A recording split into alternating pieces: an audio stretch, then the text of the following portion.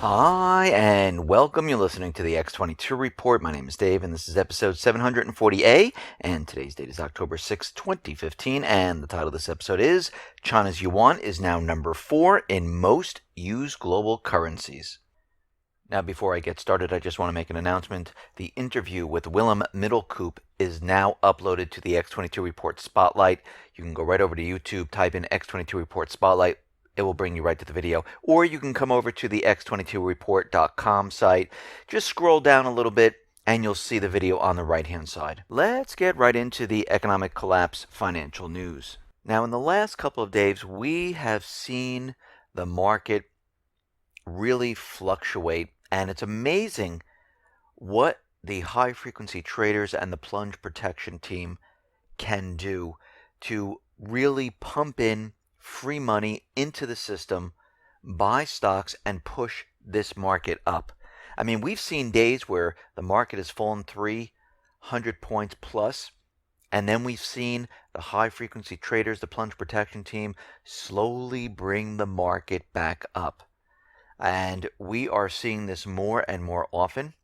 Today, the market is pretty much didn't go anywhere today, but we are seeing this from August into September, and now we're in October. And I believe we're going to see a lot more of this as time goes on.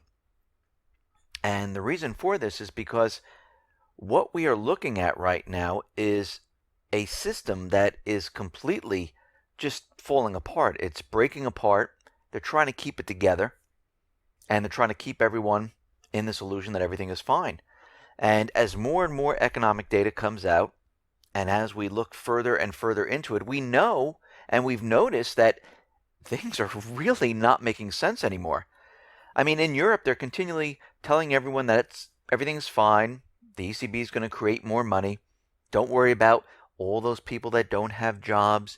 Don't worry that the youth unemployment, is 50+%.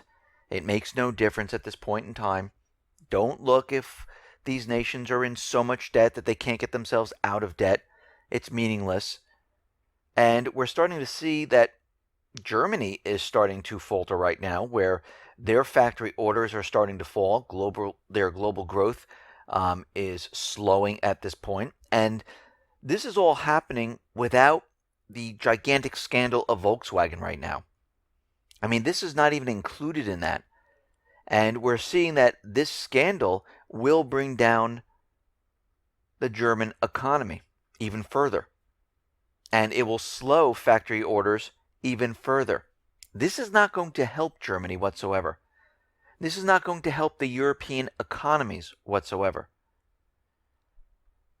When we look at the U.S., we are still seeing many peculiar anomalies when it has to do with government statistics, government information. And one of them is consumer confidence. And we talked about this before, and the new numbers are out. And we know the Conference Board is basically a tax-exempt nonprofit business, which is sponsored by the government. And when you look at it, you would think that everything is absolutely fine in the U.S. They are continually saying that consumer confidence, according to the Conference Board, is at all-time highs. I mean, it is way past all other indicators, almost close to what it was at the height of the market right before the crash in 2008 going into 2009. That's where they pushed it to. But what's very interesting, Gallup just released its numbers for September. And the way they do this is they call about 14,000 different adults around the country, and they ask them questions. And the Gallup poll is showing the exact opposite of what the government is showing us, which is very interesting. And we can see at this point in time, we know that Gallup is very reliable. And even the owner of Gallup came out and said that these unemployment numbers, they don't even make sense anymore. So I tend to go with what the people are thinking and what the people are telling Gallup. And we are seeing that Gallup is saying that confidence in the economy averaged around -14 for September. Another drop from -13 in August. And Gallup is reporting that the index has declined steadily since the peak of January. So we have been seeing this come down, but the U.S. government is telling us the complete opposite. And it reminds me of 2008. It reminds me when the government and the central bank, the Fed, was out there telling us that everything was fine. There is no recession. Everything's contained. Don't worry. Look the other way. And I feel they're at this point, and they've been doing it for a very long time, but now at this point, they are really pushing it hard to convince everyone that everything is fine. And this is why the high-frequency traders and the plunge protection team, this is why they're working so hard to keep this market up. This is all they have left. They have nothing else left.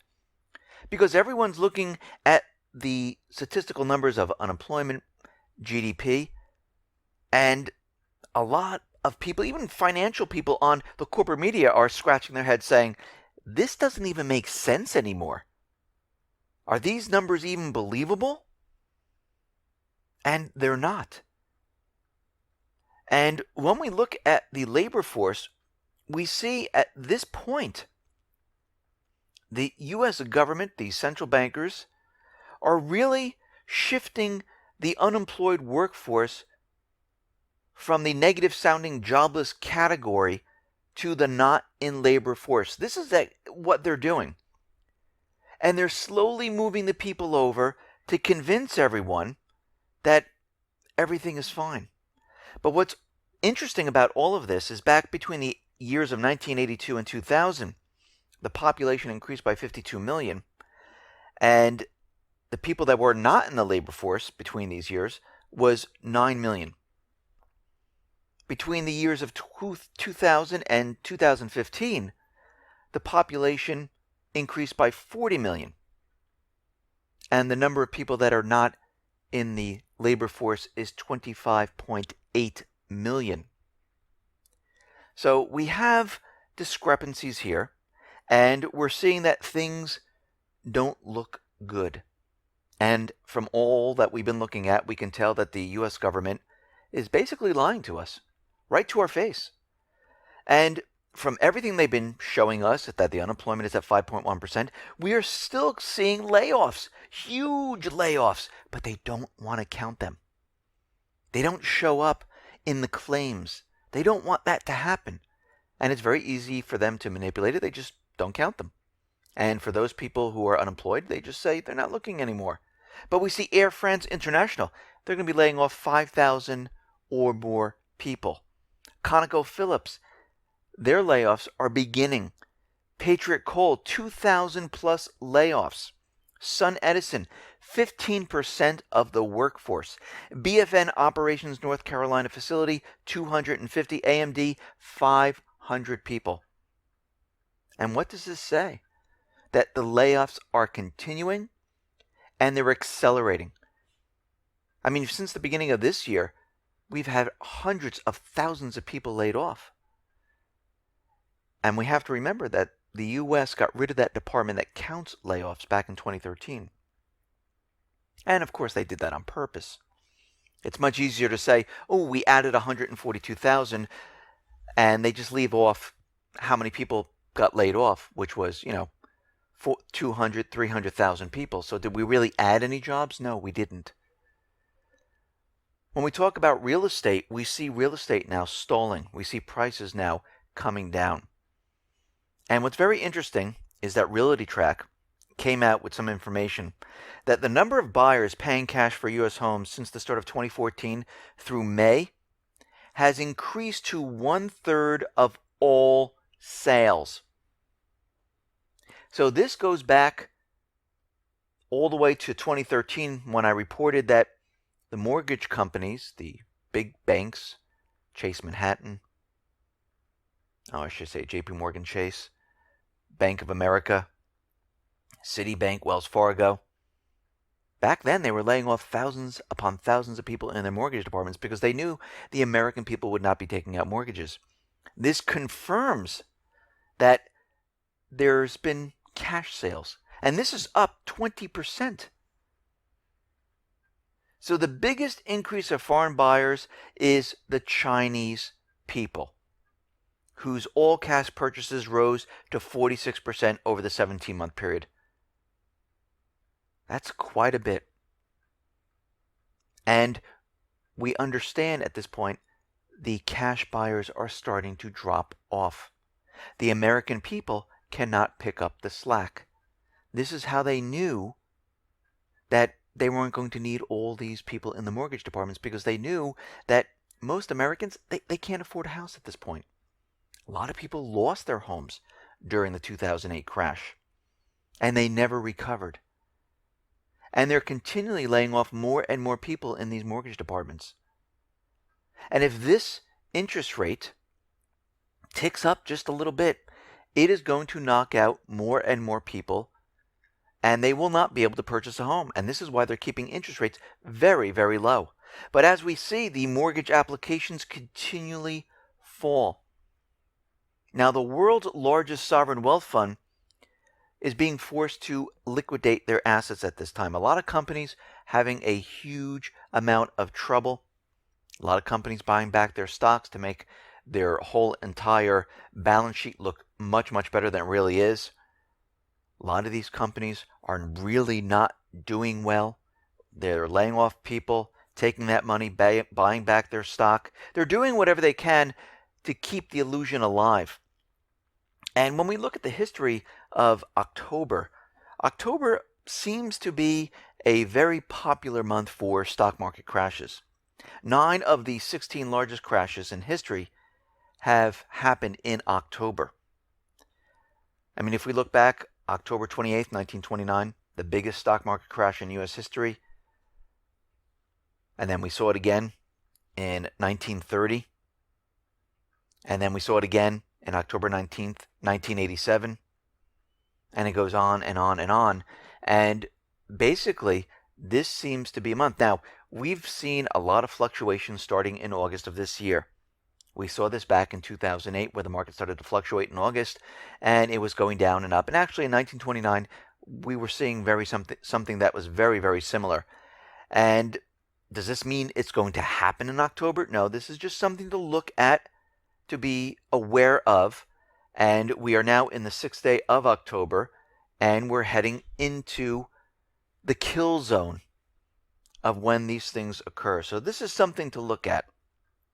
Now, China, they are basically continuing with their mission to become the reserve currency. They're having more and more countries use their currency for trade, bypassing the dollar completely. And they want the yuan to play a greater role in global trade and investment. And in August, for the first time, the yuan moved ahead of Japan's yen for 4th place in a league table of the most used currencies for cross-border payments, and this was compiled by SWIFT, the international payment provider. I mean, think about this. Trading in yuan in 5 years ago was almost non-existent, but today it ranks amongst the most traded currencies globally. This is what the U.S. government central bankers are most worried about. Russia and China and the other BRIC nations starting a system separate and apart from the private Western central bank system. I mean, they'll start a war over this to make sure that they don't lose their power. Remember, the central bankers, they have no allegiance to a group, a country. Their allegiance is to profit, to debt, and to going into a country and basically stealing their natural resources from the country. Remember, they create nothing. Absolutely nothing. Actually, they don't even have to print anymore. They just have to push a button. And they do it out of thin air. And out of thin air, they can go in and take whatever they want in each one of these countries because they use debt to make those countries basically a slave to them. This is how the central banking system works. And what we need to do as a people, not just here in the United States, but in Canada, Australia, Europe, we need to stop this. We need to say, you know something? We don't need the central banks. They give no benefit to the people whatsoever. Actually, the central bank enslaves the people to them. Now, the IMF is out there, and they, once again, are cutting their global growth for the fourth time in 12 months. And what they do is they come out and they say the economies are going to grow, and they always go back and revise the numbers because they have no idea what they're doing. They're not concerned about that, and they really don't care that they have to revise it because their biggest thing is how can we push debt into more and more countries. That's their whole agenda. This is how the central banks work. And as we get closer and closer where the dollar system is basically coming to an end, this is when the central bankers come out with clause. This is when they say, okay, it is time. We are not going to be blamed for this. It is time to push an event. And this is exactly what they do. And one will be coming very, very soon. Thanks a lot for listening. Be well, be safe, and especially be prepared. Thanks a lot.